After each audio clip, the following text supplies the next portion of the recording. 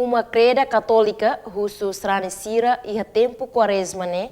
Reza a nação Ucrânia, no Rússia, no nebele retam paz.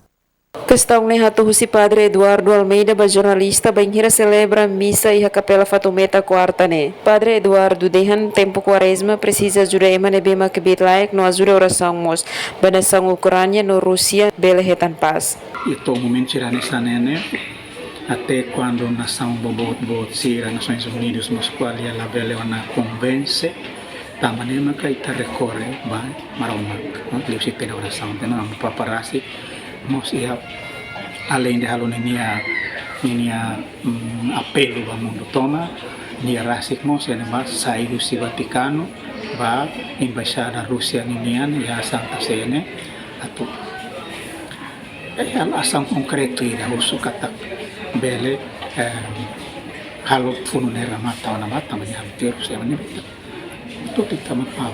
Padre Eduardo Dehan, Papa Francisco mos khusus Sranicira atu reza spesial ba nação Urua, nebe makfunu malu atu belhetan paz no harmonia.